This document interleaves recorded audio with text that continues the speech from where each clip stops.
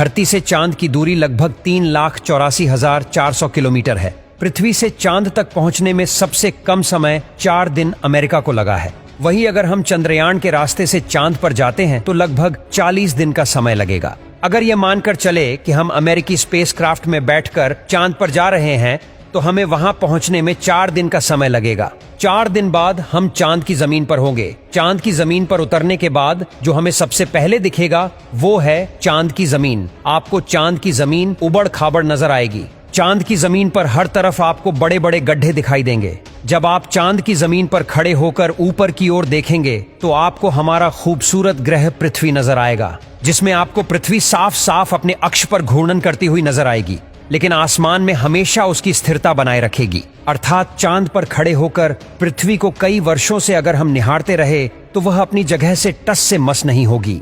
चांद का गुरुत्वाकर्षण पृथ्वी के मुकाबले 6 गुना कम है, यानी चांद की जमीन पर जाने के बाद हमारा वजन 6 गुना कम हो जाएगा। यदि पृथ्वी पर आपका वजन 60 किलो है तो चांद की सरफेस पर आपका वजन केवल 10 किलो ही रह जाएगा। यानी चांद की जमीन पर उतरने के बाद आप अपने आप को काफी हल्का महसूस कर रहे होंगे। आप इधर उधर आसानी से उछल पाएंगे।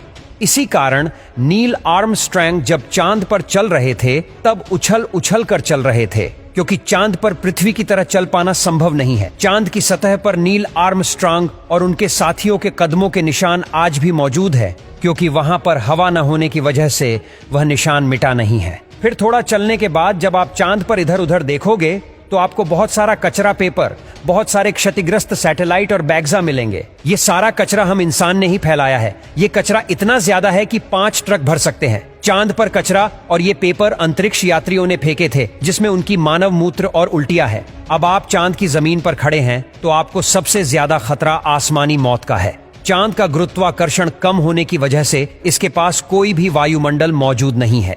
वायुमंडल की नामौजूदगी के कारण वहां पर रहने वालों के लिए उल्का पिंड से मरने का खतरा लगातार बना रहता है। यानी आप चांद पर खड़े हैं और पता नहीं कब एक बड़ा पत्थर आसमान से गिरकर आएगा और आपकी मौत वहीं पर हो जाएगी। यही वजह है कि पृथ्वी से देखने पर जो चांद पर काले धब्बे दिखाई देते हैं, असल में वे धब्बे नहीं, गड्ढे हैं, जहां पर सूर्य की रोशनी नहीं पहुंच पाने की वजह से वो धब्बे नजर आते हैं। सूर्य के बाद आसमान में सबसे ज्यादा चमकने वाली अगर कोई चीज है तो वो है चंद्रमा। जब हम पृथ्वी से आसमान की तरफ देखते हैं तो हमें नीला दिखाई देता है, लेकिन जब चांद से आसमान की तरफ देखेंगे तो हमें नीला नहीं बल्कि काला दिखाई देगा। यानी आप जब भी ऊपर आसमान की तरफ देखेंगे तो आपको लगेगा कि आप काले आसमान की दुनिया में आ गए हैं। अब चांद पर खड़े होकर आप बहुत बोरिंग फील कर रहे हैं और हम मजाक नहीं कर रहे।